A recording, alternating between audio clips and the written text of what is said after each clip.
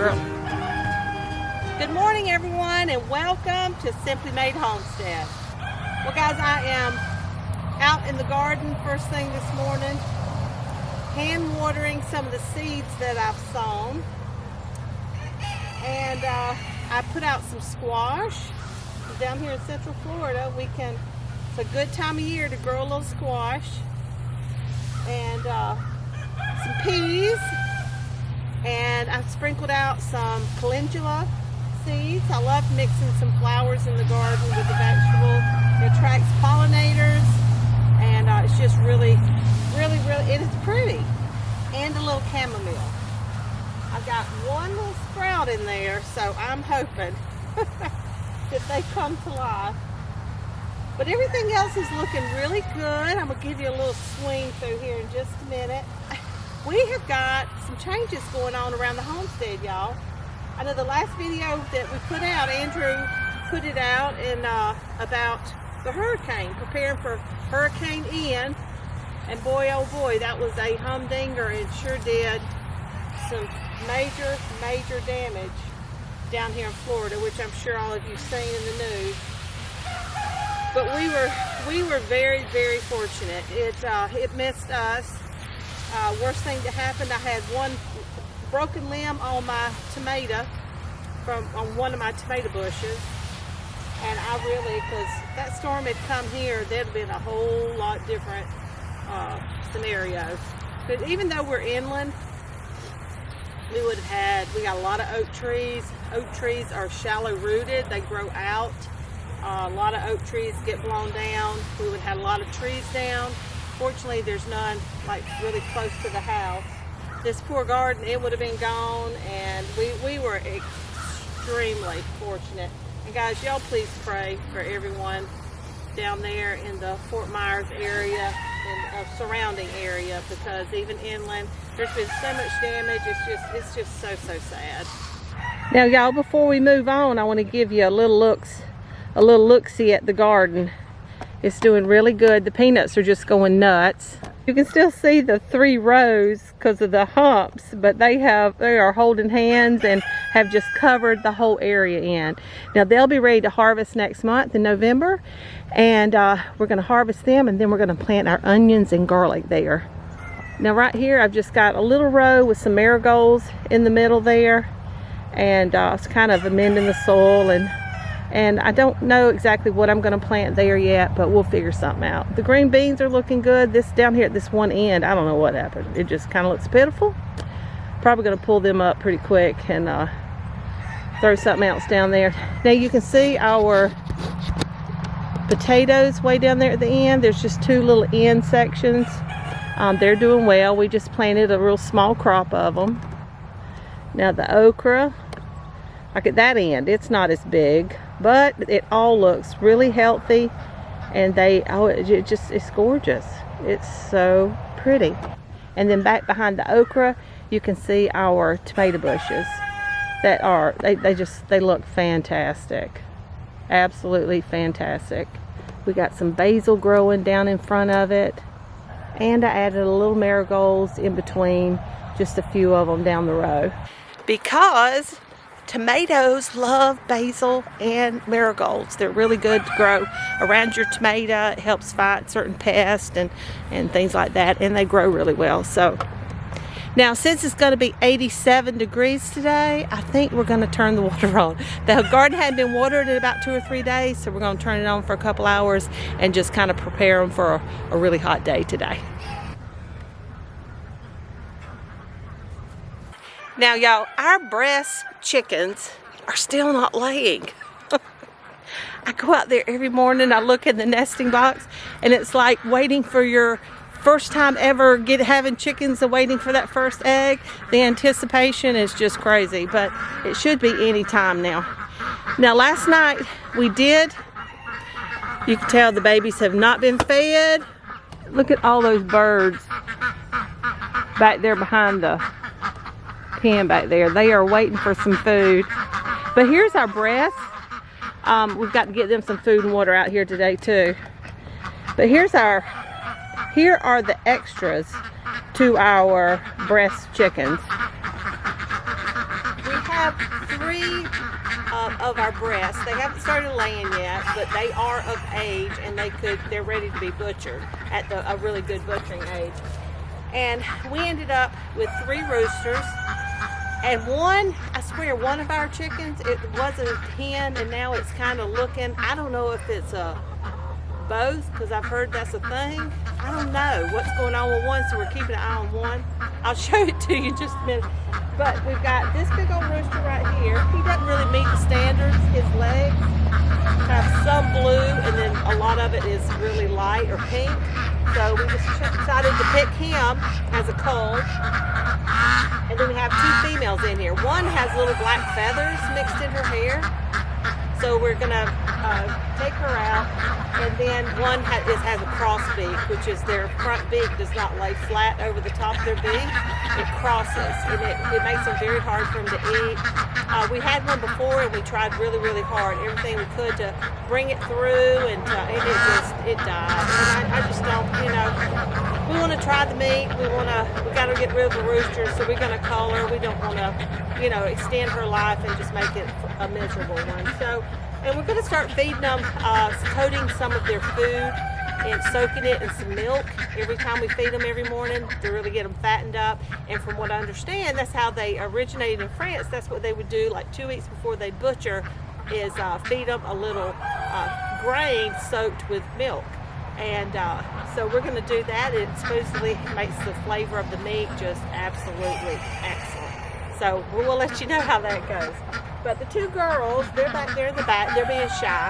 This is where they'll stay for the next couple of weeks. And when the grass starts, they start beating it down, we will move it. I did build this out of pressure-treated lumber because I'm not a builder, not realizing how much the difference in weight is when you build it out of pressure-treated lumber. So it's pretty heavy to move, but we can drag it. I mean, we have a string right here. We can drag it, and we'll move it around to make sure they're on fresh grass. And lots of food and water, which I had to get out here because we picked them up while they were sleeping last night and made the exchange. And so I'm sure they're ready for some food.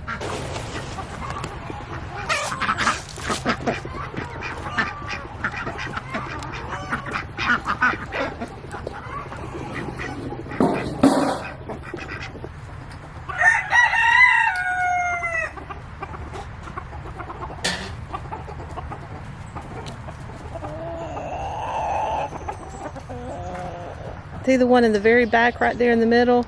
That's the one. It's got a really big crown and really big wattles. So I don't know. Is it just a more mature hen? Is it? I don't know. We're going to watch this one. Oh, because I really not for sure like how big the hen's crowns and the wattles are supposed to be. So we're keeping an eye on this one. But if it turns out to be a hen, we're going to have 1 rooster and 2 hens for each of those pens over there, which will be awesome. Little Rhode Island Red right there that got put in the box with the breasts. We're going to put her in with all the other chickens over there. And I've got a silky male rooster that we're going to add over there too. Over there with all those other chickens and the ducks. All right, guys, so I've got the breasts, their food. You can see the food has absorbed the milk really quick. Stop it! I threw some mealworms in too because it's protein, and that's what our goal is to fatten up these birds. So we are going to do just that. Now I need to keep you dogs out of it.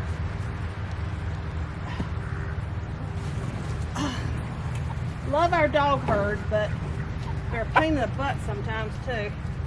All right, kiddos, you ready? You poor little, you know what, kids? I think I'm gonna put your food down. No, it's not gonna rain. We're not supposed to have rain for a while. Here you go. Come on, go eat. Come it. No, stand it. Well, isn't that just great? We've got an escapee already. All right, move. I'm gonna throw a block in to put the water on. Bandit!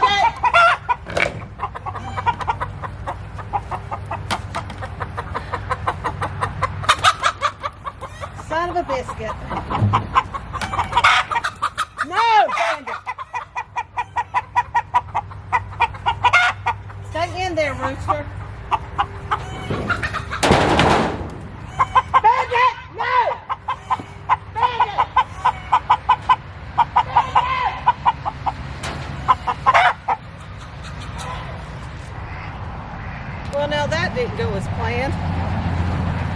if I can open this. Enough to put a chicken in there anyway. The other one flew over the fence here and in with all the other birds. So I gotta go find her. You're a bad dog.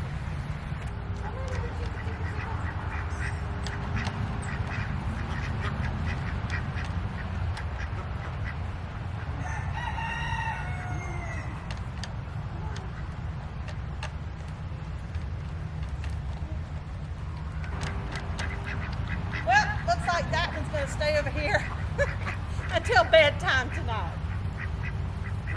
Now y'all, when we were prepping for the hurricane, this is where we put the quail, the rabbits.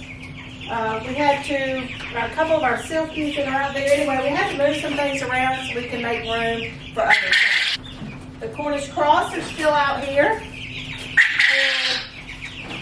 I'm going to show you what they look like first thing in the morning. They are 2 weeks old, and they have, you won't believe it. You will not believe it. Now, I told y'all I'd bring you an update on them every week, and last week we didn't do it because we had Hurricane Ian threatening us. This is how much they've grown in 2 weeks, y'all. This is just absolutely crazy, isn't it? Now, another week from now, they'll be ready to go outside in a hoop house, where we'll move the hoop house every day, and they'll be able to grow up on the grass. Now, I've been filling their water up once a day. It's the first time it's been that empty, so now we're going to twice a day on the water. The feeder, I filled it up yesterday morning, and you see what's left. So a week ago, they moved up to the bigger feeder. They worked their way out of the chick feeder, the long skinny chick feeder, and they have moved up to this.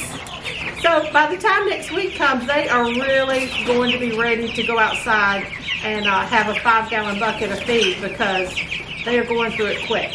All right, so this is what I do to get them set up for the day right now. So it was once a day, I could do it every morning. Now I'm gonna have to fill the water twice a day. The feeder's still working for once a day for now, but you just have to watch it, and adjust when you need to. So now the first thing I do, I remove the water in the feeder. Now these are 26 chicks, guys. We ordered 25, they sent us a spare, just in case one didn't make it. And then I just put a light sprinkling. They really don't smell too bad right now. Honestly, you can't really tell it because the quail are in here and they're stinky little butts. They kind of take first place in the smelliness. Plus, I don't give the quail, change their pans every single day like I do give the chicks a fresh sprinkling like I do. But as you can see, I just do a light little sprinkling. Now this is going to be some excellent composting material when we move them out of here. I used to scrape it all out and put all fresh down there, and I'm like, man, oh man, that is a lot of work. And they're chicks, so they like it. They need for the area to be a little warmer. And when in the wintertime, in the colder climates, the deep bedding really creates heat, like the compost pile. And it helps to keep your animals, your poultry warm. And little baby chicks, so, hey, less work for me. More heat for them. And compost as we go. Look at them. See, they're just pooping while you're cleaning. The little poop masters, aren't you, huh? There you are. With all the food they eat, it's got to go somewhere. All right, they've been freshened. Let's get them some food and fresh water. We'll be good to go. Noisy out here. Now they are still on the medicated chick starter. I just scratched the bottom of the bag with a cup when I was filling this one up. So they won't be on it long. And it is a 50-pound bag. And then once they finish the medicated chick starter, we'll move them over to the meat bird. All right, get back down there. No, you don't. Down, down, down. Down, down, down. All right, now I did notice their poop was kind of runny this morning, so I added a tablespoon of apple cider vinegar in there and with their water. And it's the apple cider vinegar with the mother. It's really important with the mother. It's the best stuff. It's the best kind. Now we're going to zip them back up. Check on them again this evening, and we'll have to freshen their water. Now you're probably wondering, why are the quail still in the grow out pen? Because here they are up here, if you can't see them. It's hard to tell on the camera. Lots of eggs in there that I need to collect. We have left them in the grow out pen because we are going out of the quail business. It was absolutely the perfect choice for when we lived on our 1 acre property. We didn't have much space for a lot of things. I wanted turkeys, I wanted, all this stuff. But anyway, it was a really good choice, an excellent choice for our 1 acre property. But we will be processing these birds, and we will no longer be having quail on the homestead, at least for now. We may change our mind down the road, you never know. But it's a very small source of meat. But I'm telling you guys, if you live on a small piece of property in an apartment building with a patio, a balcony, whatever, quail is a really, really good choice to raise on your homestead. Get back. Now our bunnies we put in the bottom part because we wanted to get them off the back porch. And I stuck this hay in this quail feeder, and sometimes it comes out through there really well. It's not the best option. I need to figure out something better. But we're actually going to build them a cage specific for them. And we'll be selling the grow out pen and the three level pen that we have left. We had already sold one of our 3 level ones that we had, and because we were kind of thinking about it then, I mean it's been months ago, that we might, kind of get away from raising quail. And look at them, those babies are hungry. Yes. And don't worry guys, I check on them and do this twice a day. I make sure my babies are fed. Yes, they're so cute. Okay, but anyway, they will be going away. The bunnies will be keeping. Now, right now on our bunnies, we have these trays under here, just like we do for the quail. Down here, I put a lot of hay in there because to give them something to stand on, so they're not on the wire all the time. In the regular cages, we'll put a piece of wood in there. I don't have one handy that size. Life has been busy. So I stuck some hay in there, and it pushes through. It gets all in the bottom. But on the regular cages, we won't have that. We won't have the hay in there, and that way it'll have, it'll be straight manure that we can use on the garden, like right out of the pen into the hole. So we're excited about that too. All right, guys, that is it for today. Thank you so much for joining me here today and checking out our poultry and what's new and changing about them. We're super excited. And I have a little Silky down here that he's out of food and I think he's hungry. Or that's his warning call. I don't know. But guys, if you haven't subscribed to our channel, please do. We'd love to have you along. And give us a big old thumbs up. It really helps our channel and we really do appreciate it very much. Share us with your friends and family. And if you ever have any questions or comments, guys, please be sure to leave them in the comment section below. I love to hear from you. And in the description, you can also find lots of really helpful links. And I try to put a little section in there with each video on herbalism books that I recommend.